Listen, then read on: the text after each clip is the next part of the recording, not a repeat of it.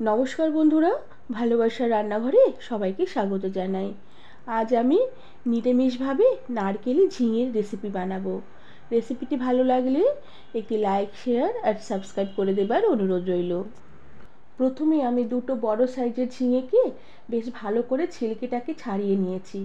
এরপরে ঝিঙেগুলোকে বেশ ডুমো ডুমো করে কেটে নিয়ে ভালো করে জল দিয়ে ধুয়ে জল বেশ ভালো করে ছেঁকে রেখে দিয়েছি। এরপর কড়া গরম করে নিয়ে কড়াতে সামান্য পরিমাণে একটু সাদা তেল দিয়ে দিলাম।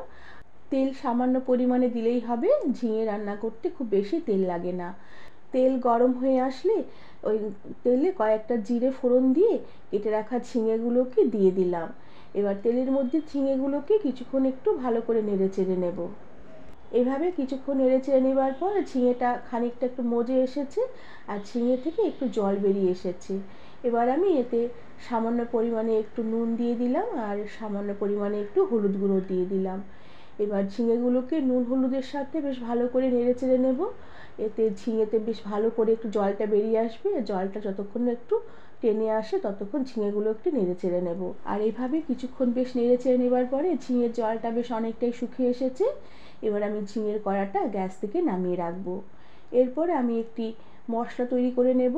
এর জন্য একটি ছোট বাটিতে সামান্য পরিমাণে আমি সাদা সর্ষে নিয়ে নিলাম আর তার সাথে একটা শুকনো লঙ্কার বীজগুলোকে ফেলে দিয়ে লঙ্কাটাকে নিয়ে নিলাম।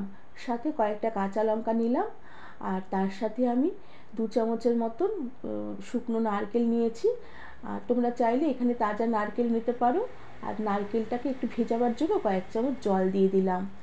আর জল দিয়ে বেশ কিছুক্ষণ ভিজিয়ে রেখে দেবার পরে এই নারকেল আর সর্ষে বেশ মসৃণ করে শিলপাটায় বেশি বেটে নিয়ে আমি কড়াতে প্রথমে সর্ষে বাটা দিয়ে দিলাম। সর্ষে বাটাটা দিয়ে কিছুক্ষণ নেড়ে চেড়ে নেবার পরে আমি এরপরে নারকেল বাটা দিয়ে দিলাম। এবার সর্ষে বাটা নারকেল বাটা বেশ ভালো করে কিছুক্ষণ নেড়ে চেড়ে নেব। যতক্ষণ না সর্ষের সাথে নারকেল বাটা বেশ ভালো করে মিশে যায় আর নারকেল বাটার খুব সুন্দর একটা ভালো একটা গন্ধ বেরোয়। এভাবে কিছুক্ষণ নেড়ে চেড়ে নেবার পরে মশলাটা বেশ খুব সুন্দর বেশ ভাজা ভাজা হয়ে এসেছে। এবার আমি যে সর্ষে বাটার বাটিটা ধুয়ে সামান্য পরিমাণে একটু জল দিয়ে দিলাম। সাথে পরিমাণ মতো নুন দিলাম আর সামান্য একটু হলুদ গুঁড়ো দিলাম। নুনটা একটু বুঝে দিতে হবে, কেননা আমি ঝিঙে ভাজার সময় আগে সামান্য একটু নুন দিয়েছিলাম।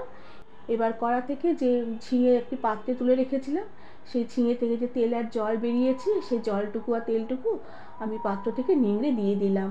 বেশ ভালো করে সব জলটুকু দেওয়ার পরে বেশ ভালো করে নেড়ে চেড়ে মিশিয়ে নিয়ে মশলাগুলোকে আমি ভাজা ঝিঙেগুলোকে এবার দিয়ে দিলাম। এরপর ভাজা ঝিঙেগুলোকে মশলার সাথে বেশ ভালো করে নেড়ে চেড়ে কিছুক্ষণ মিশিয়ে নেব।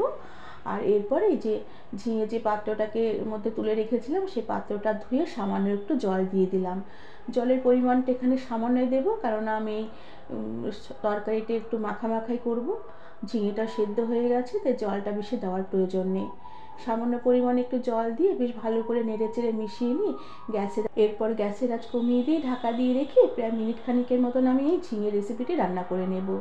মিনিট খানিক পরে ঢাকনা খুলে দিলাম। এরপর একটু তরকারিটাকে নেড়ে চেড়ে নিয়ে শেষে কয়েকটা চেরা কাঁচা লঙ্কা দিয়ে দিলাম। চেরা কাঁচা লঙ্কা শেষে দিলে কাঁচা লঙ্কার স্বাদটা তরকারিতে বেশ ভালো লাগবে। আর তার সাথে আমি 1 চামচের মতন কাঁচা সর্ষের তেল দিয়ে দিলাম। এবার এই সব কিছু বেশ ভালোভাবে নেড়ে চেড়ে মিশিয়ে নিয়ে ঢাকা দিয়ে রেখে গ্যাসের আঁচ বন্ধ করে রেখে দেব। বন্ধুরা, এভাবে নিরামিষ দিনে তোমরা নারকেলের ঝিঙে রেসিপিটি খুব সহজেই বানিয়ে নিতে পারবে। আশা করি তোমাদের রেসিপিটি ভালো লেগেছে। রেসিপিটি ভালো লাগলে একটু সাবস্ক্রাইব করে দেবার অনুরোধ রইল। আজ তাহলে আসি, পরে আবার একটি নতুন রেসিপি নিয়ে দেখা হবে। ধন্যবাদ বন্ধুরা।